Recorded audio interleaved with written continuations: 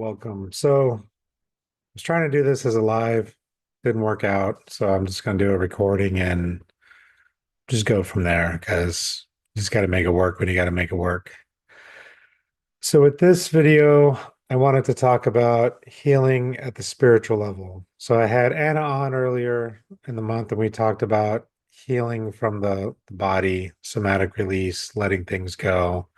I had Jeff on before that. We talked about healing through the mind with breath work and mindfulness practices. And so with this one, I've mentioned before with healing with PTSD, I feel there's three tiers. There's the physical, the mental, and there's also the spirit level. And by spirit level, I don't just mean only connecting with your guides or any sort of religion, but your energetic level. So there's more to us than just our bodies. There's also our energetic level, and that's something that's been shown through quantum physics, actually. Quantum physics says we're all made of up of energy. Indigenous practices, shamans of the old, Thailand, Buddhism, all sorts of different philosophies. I guess you could call them religions to some extent for some of them, all believe that we're more than just our bodies. We're more than just our minds. There was even a test done, it's a scientific test back in the early 1900s. It's been disputed by some people agree with it, but there was a scientist who measured a person's weight before they died and after they died. And he found that they were 21.1 grams lighter. And so his thesis or his thought process is that's the soul leaving the body. Others who counteract that say that's just breath leaving the lungs. That might be our body fluids leaving the body, the waste. Sometimes people, you know, let things go after they die. So, how true you want to take that, I'll leave that up to you. I personally, from my own point of view and from what I've seen, there is more to us than just our bodies, more to us than just our minds. We do have a soul, whether it's an energetic part of us or something more sustainable. I'll leave that for you. But I do think there is a spirit level that we need to look at. And when I say spirit, I encompass all of that. So before I can even really talk about healing on this way, I kind of have to get into my own story a little bit. So I was an Army veteran. I served 8 years in. Did three deployments. I think I did the math for the 8 years that I was in. I was maybe home for three and a half. Most of my deployments were 15 months, 16 months. When I went to Afghanistan, we were one of the last groups that went there that had a longer deployment. And we were supposed to be there, I think, for 12 months. We ended up there for 13. Everybody that came in after us started doing those 9 month cycles. So I spent a lot of time downrange, a lot of time in training, that kind of thing. And I never felt that I had PTSD. I never thought that there was anything, quote unquote, wrong with me. Everything when I would go on missions would happen like ahead of me, behind me, other vehicles, but never directly towards me.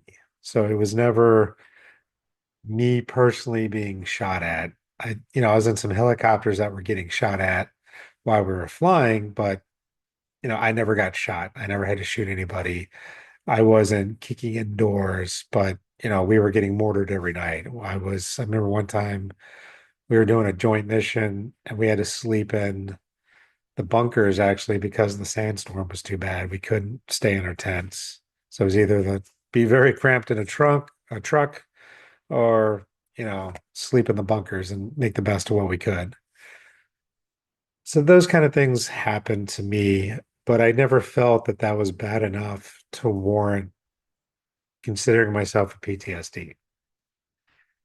And then when I came back from deployment, I was a different person after my last deployment. My first two went fairly well, I think. I'm sure it was a compounding PTSD. There wasn't just one event that started to mess with me. It was really the last one just kind of started kicking everything into gear. I would get, God, migraines every day, for example.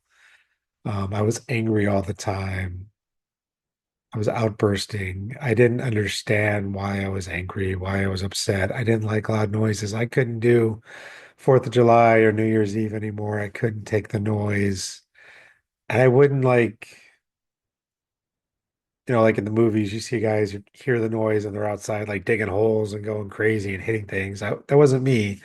I would just really go within and then I would just get angry and start blowing up after a while.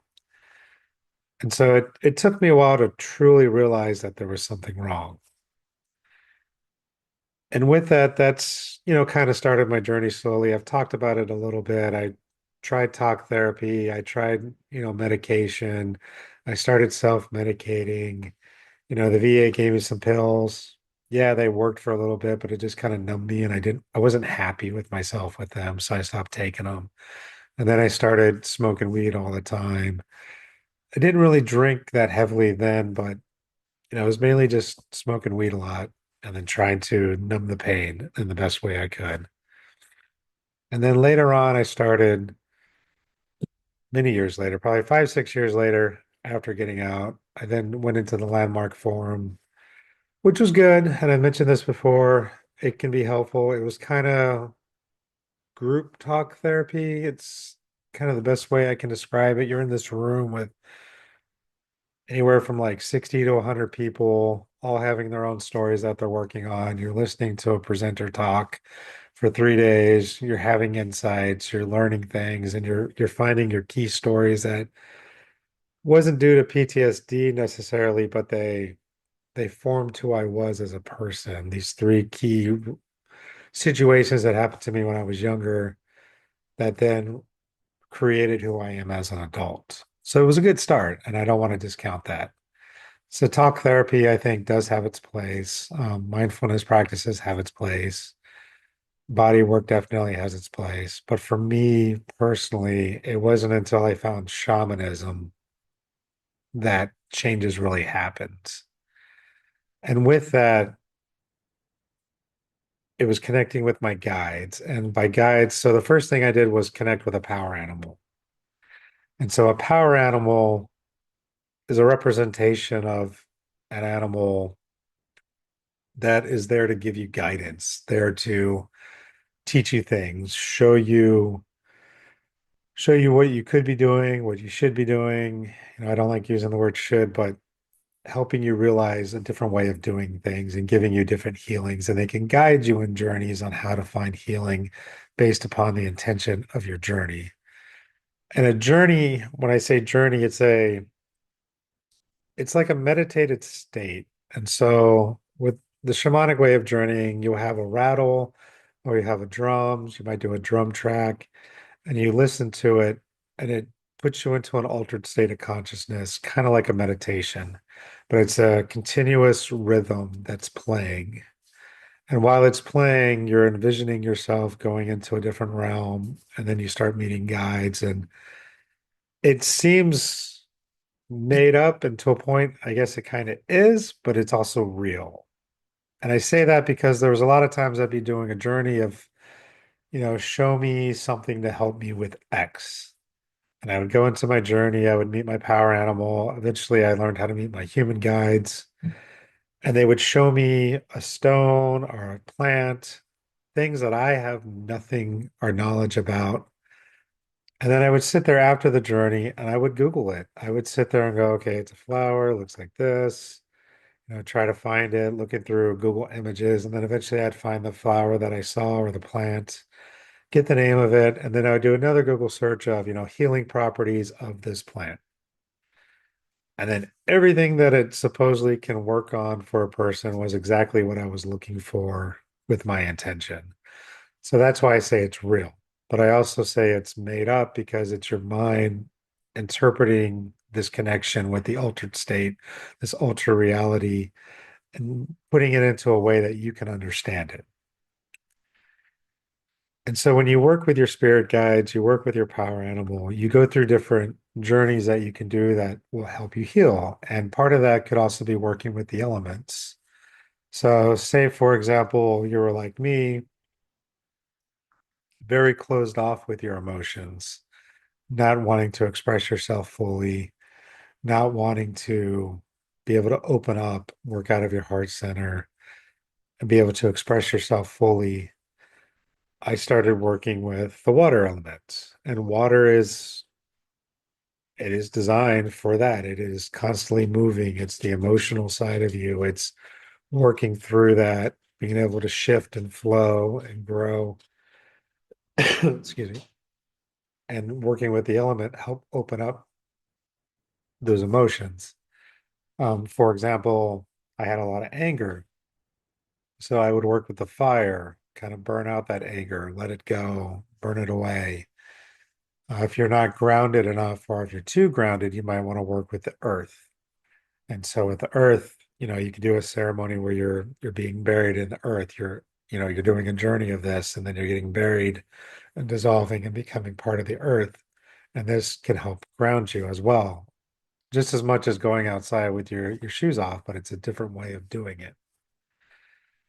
And so that's what I mean when I talk about the spirit level of things.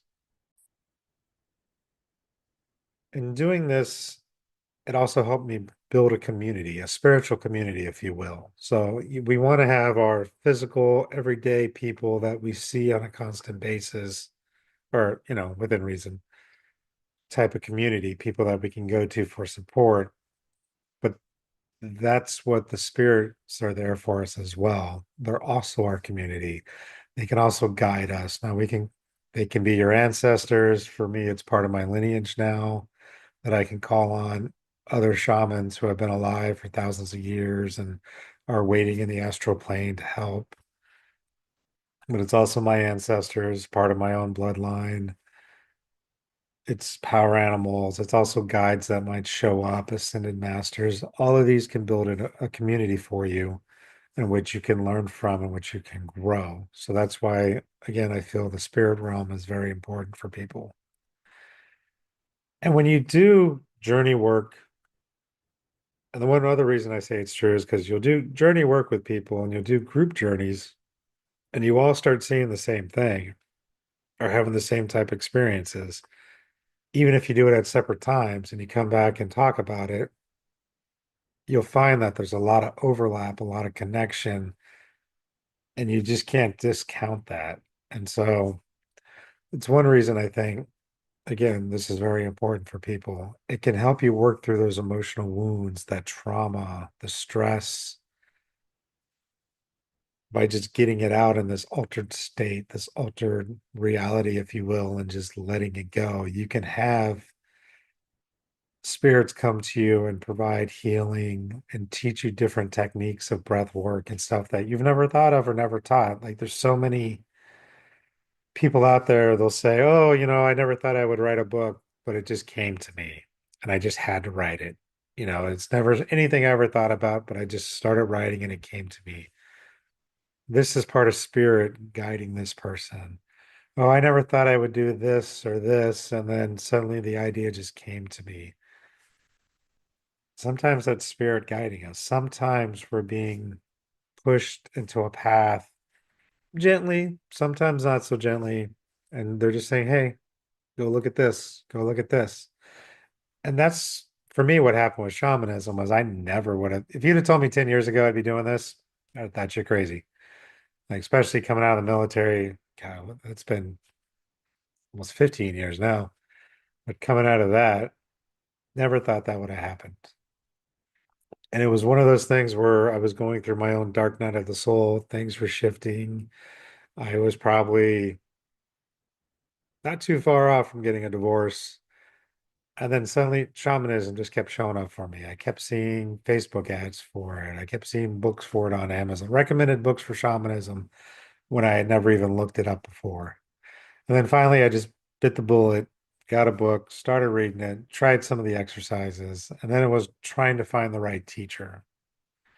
That honestly was the hardest part for me, was finding a teacher that I could connect with enough to feel like they understood what I was going through. And it's important that you find someone that you can trust to work with, even if it's not me, someone else. I have no skin in this game when it comes to that stuff. That's really what it's about. You always want to find someone that you can connect with. And even if you start with someone and you find out towards, I don't know, partway through the training, I'm not really driving anymore. Just opening that door will open the door for more things to come to you, others to come to you. And again, you're building that community. You're going through that resiliency. You're finding that foundation of healing. You're showing the spirit realm that you're ready and you want to take the next step. And that next step can take you down many different paths. It doesn't always have to be shamanism. There's so many ways of manipulating energy, working with things. Again, you could just do mindfulness practices. Maybe that's enough. Maybe you just need to do somatic releases. Maybe you need to do all three. And so it's finding that path, finding out what works for you. The other thing with the spirit level is sometimes during trauma, and we get PTSD or we just have trauma, because again, my belief is you have to have trauma to get PTSD, but you don't necessarily have to have PTSD when you have trauma. But you can have things like soul loss, power loss, giving up a part of yourself, or part of yourself goes into hiding because of the trauma. And so working at that spirit level, bringing back those soul parts helps make you whole. And I'll do another video on that later in the future with more detail, but it's important to think about. A lot of times you might be an anxious person for no reason to be anxious, and it could be something that happened to you in a past life. Could be something that happened to you when you were two or three that you don't remember. There is a thing called parts work as well, which is very similar to soul retrieval work. But with parts work, it's part of like your inner child that just goes into hiding. It doesn't necessarily leave you. With soul loss, that part is gone. And so there's a little bit of a delineation between the two, but the process of getting them back is kind of similar. It's working with that part, reconnecting with that part, and integrating that part so that you're whole. So again, going back to the you might have anxiety part and not realize it's because you've lost a piece of yourself. And the same thing happens during trauma. You're in a firefight, you're seeing bodies and you're a firefighter, and you have to close off at that moment when stuff like that happens to you. You have to close that off so that you can continue forward. Right or wrong, it's just what it is. It's a protection mechanism so that you can continue and so that you can survive and thrive. The problem is when you don't go back to collect those parts, you're no longer thriving. You're just trying to survive. And that's a very big distinction for a lot of people. It's especially with PTSD, you get stuck in this spiral. You're stuck in this circle where it's like you just can't find your way out of. You're just going over and over. You're trying the same thing over and over. And that's usually when people come to me. And that's what I had to go through myself was you're just doing the same thing over and over. Nothing's working. You're self-medicating. You're taking the pills. You quit drinking, and then something happens to trigger you again, and you start drinking again, and then you have to are taking drugs, and then you have to go through the whole process to get clean again, and you're constantly fighting and constantly going against yourself. And what you really need is to do the actual work and get the clearing, because all you want to do at that moment is be numb, not remember, not think about it, and just survive. But surviving just isn't enough if you think about it. Like you can survive all day, but is that really the life you want to live? Is that really what you want out of your life? And if it is, that's fine. If you can honestly look deep within inside yourself and say, you know what, I'm good. This is the way my life is right now, and I've accepted it, and I'm no longer going to try to make things better. That's your choice. That's your journey. No one can force you otherwise, and don't ever let them try to. But if you really take a look at yourself, dig deep, talk to yourself, ask yourself truthfully and honestly, are you happy? Is this what you want? Just think about that. Are you happy trying to quit drinking and drugs every couple months? Are you happy not being able to leave the house when there's loud noises?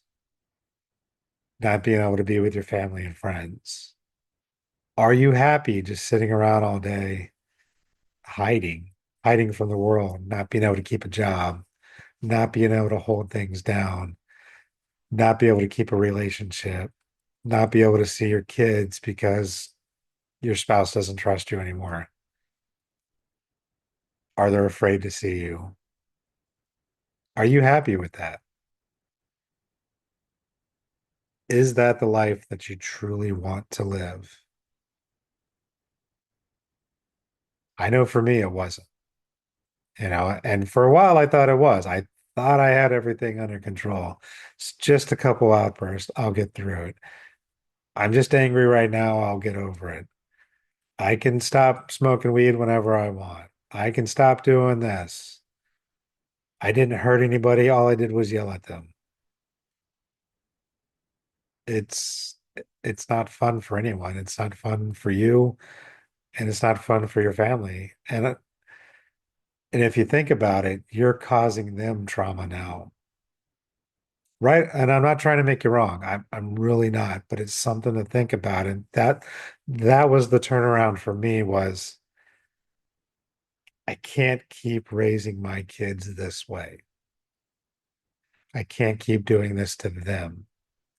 So when I started out trying to work on myself, it wasn't even about me. It was about them. They were my catalyst to keep moving. I didn't want to lose my wife and kids. What do I need to do to fix this? That's the way I started with it. And then once I got into it, it was like, oh, no, this is better. I want this for me. I need to work on myself. I need to fix this for myself.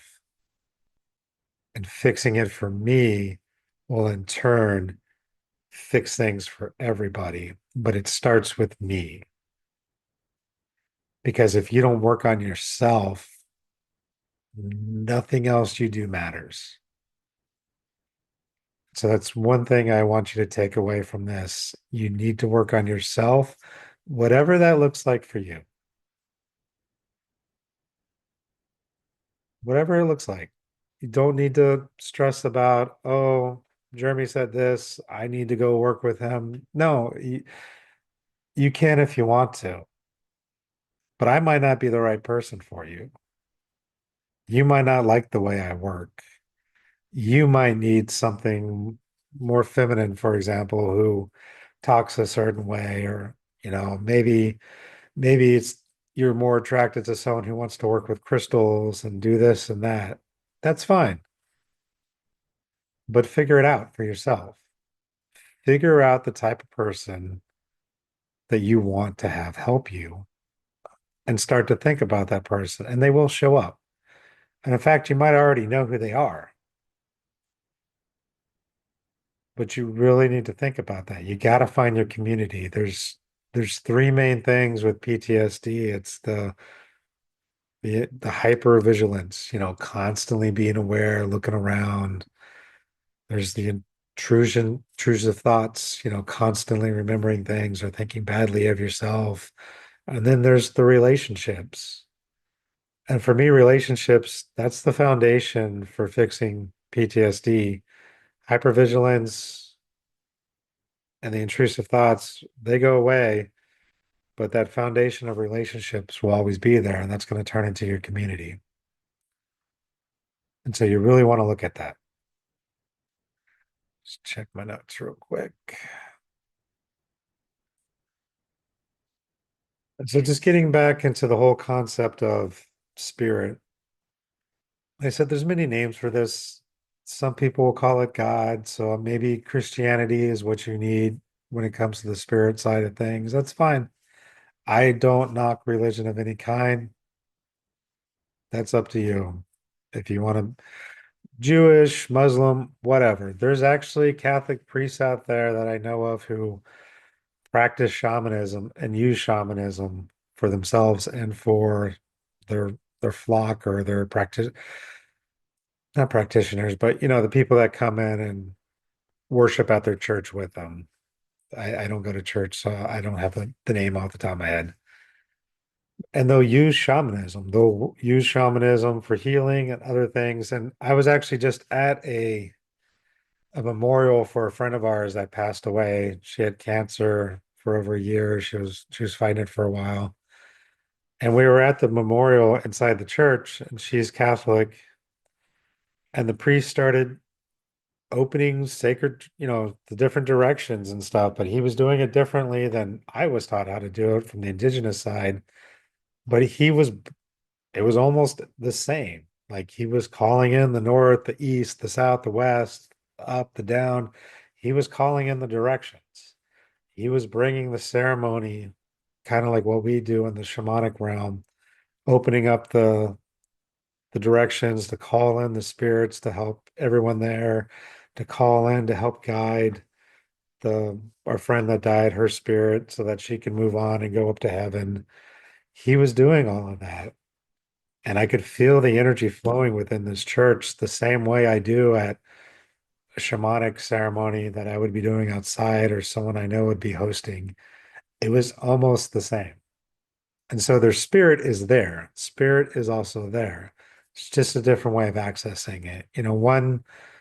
One thing I was told when I was living in Egypt for a couple months working at a scuba diving shop, and I was hanging out with some of the locals. And the one guy, he basically said, he's like, there's Buddhism, there's Jewish, there's Muslim, there's Christianity, there's all these different religions, but there's only one God. It's how you get there that matters. And so for me, instead of saying God, I say spirit because that encompasses everything and it doesn't hold me to one specific type of religion. Because I believe there's good parts from all religions, and just like there's bad parts from all religion. That's my personal viewpoint. But I do believe there's a greater consciousness of some sort, and we call it spirit. And with that, we connect with that spirit through our energy field. Some people call this the aura. You know, we all have, in many different religions or teachings, we all have chakras. And these chakras are all considered to do basically the same thing. And you have all these different groups all around the world talking about the same thing. They didn't have any connection with each other. So there's got to be something there, right? There's got to be something with energy, with the chakras, with the life force. Some call it chi. Reiki is considered life force energy. Everybody talks about using energy to move things. And that's spirit. That's moving things out. It's clearing our energetic field, clearing these imprints that get left behind of this trauma that happened to us, allowing our energy to help then heal ourselves better. Because that's one thing I'll say is I don't heal anybody when I work on them. What I do is I remove the imprints from you. We clear out your energetic body, your energetic system. We clean out the chakras.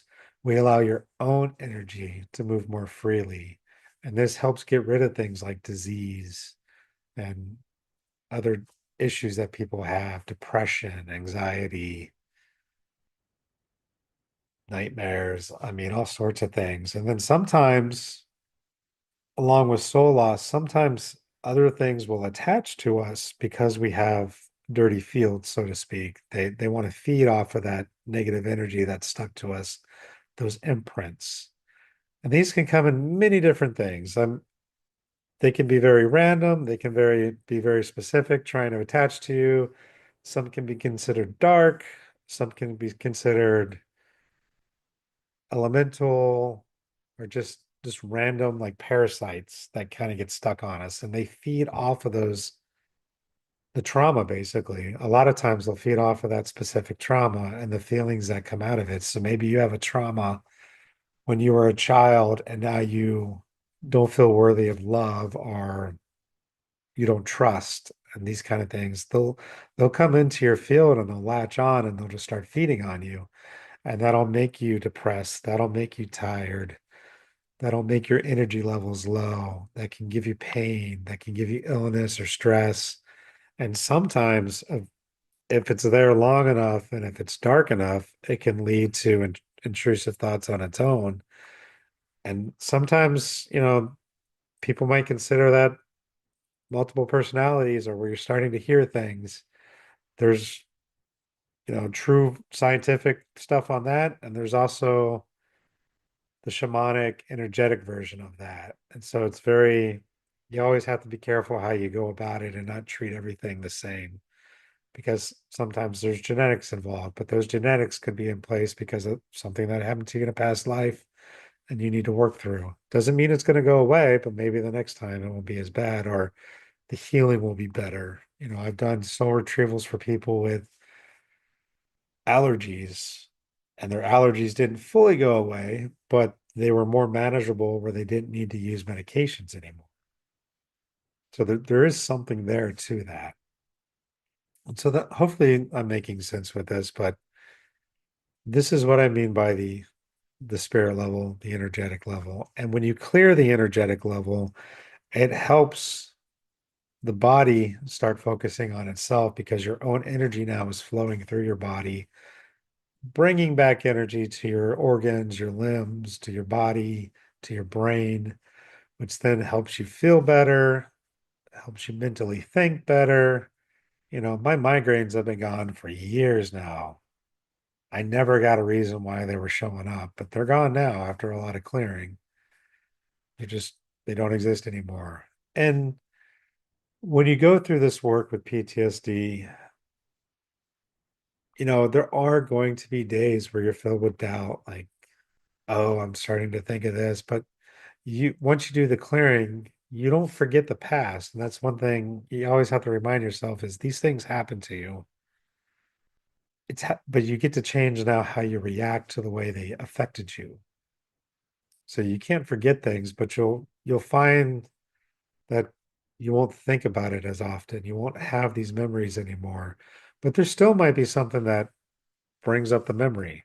So now you have to just have the feelings for the moment. Have your feelings, but don't get stuck in the emotions. You know, Grief, remember it. It's maybe you were in a Humvee and you survived and everybody died. And now it's that anniversary date for when it happened. It's okay. It's okay to be sad that day. It's okay to light a candle in remembrance for them and to feel sad that they're gone. But you don't want to get stuck in the emotion of it because then you'll be depressed, anxious, sad, and it's just going to take over your body again and over your life. And it's hard, and I make it sound like it might be easy. It's not easy. It's just like any other work that you have to do on yourself. It will take work, it will take time. But just know that you can do it and that you're not alone with it. And again, even if it's not working with me and it's finding somebody else that seems right for you, work with them. Try it. If anything else, just try it. You don't know how many people I've had come to me say, I don't believe in anything you do. I don't think it's going to work, but my wife or my husband says I should be here. I say, okay, I don't need you to believe. I just need you to let me do it. And they're like, okay, then I'll do a session. We'll do some clearing. Next time they come in, I would say 9 out of 10 times on the very next session. I don't know what you did, but I slept better than ever before. I'm feeling a lot better. Let's keep going. And usually by 4 sessions, they're able to move on enough and they're feeling great. That's how it should be. It should be that simple. And so just think about that and think about what you're doing for yourself and what you could be doing for yourself. Whether it's again starting at the mind level, maybe the spiritual level is just too metaphysical for you. Maybe you just can't get into that realm of possibility. That's fine. Start with somatic breathing, somatic body movement. Start with mindfulness practices. Try that first. Or, if you're not doing it, go back to group therapy and try to figure out from there, figure out the stories that maybe you had, and then go forward. But just know, I mean, there is science involved in it that's catching up actually with the indigenous tribes. They've been saying for years that we're all made of energy, we're all this, we're all that. Quantum physics is now saying, yeah, it's true. We're made up of energy. We're constantly moving. Energy is always shifting. There is multiple realities out there. We just can't see them yet. They're catching up now to what these people have known for thousands of years. But for some reason, we wanted to discount it. We had a great purge in Europe, got rid of all these kind of ideas, and then we tried to come over to the Americas. We try to do more purging. Now they say it's the time for all the information to come out. So again, if you want me to dig a little bit deeper anywhere, let me know. I just really wanted to talk about how healing can come from this. And for me, it's been great. It's truly helped change my life. It's put me on a whole different path once I started working with spirit, once I started working with my power animal, once I found my guides. I think I mentioned it before, maybe not in this group, but at least on the podcast when I'm doing a podcast too. But when my own father died 2 years ago, 2 years in July, it'll be, that was rough, like seeing him there in the hospital bed on the breathing tubes, knowing that there was nothing left we could do. And then we finally moved him in the hospice and he passed away right when he got there because that's what he wanted. He didn't want to be hooked up to the machines. But through my training, I was able to give him death rights. I was able to help his spirit move on.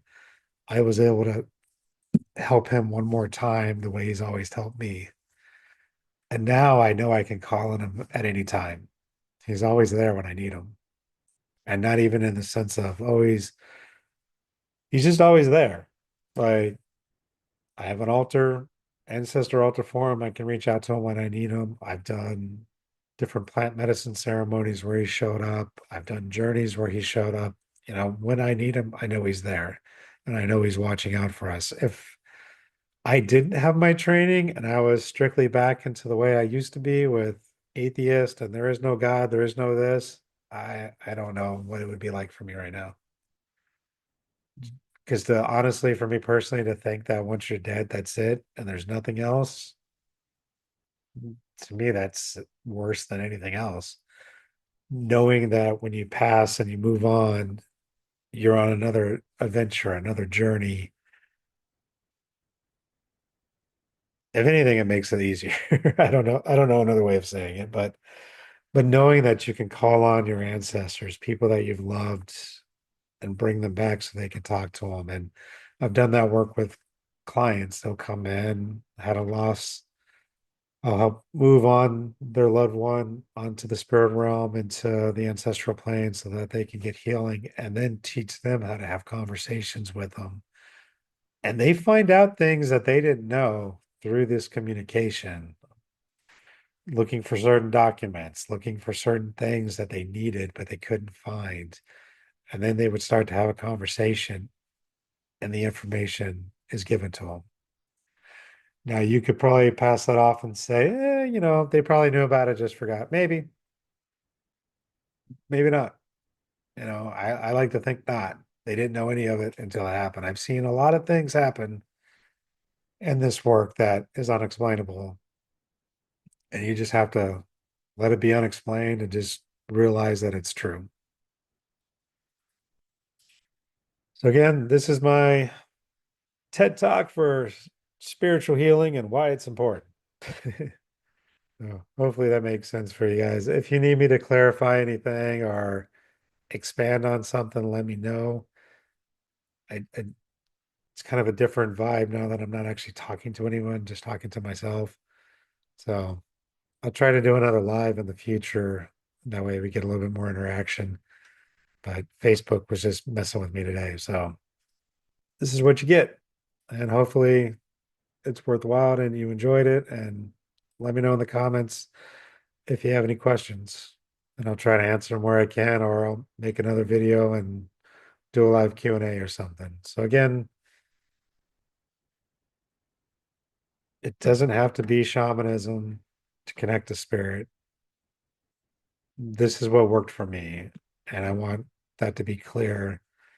These are the practices that I use and that I want to share, but it doesn't have to be for you if it's just not for you at this moment.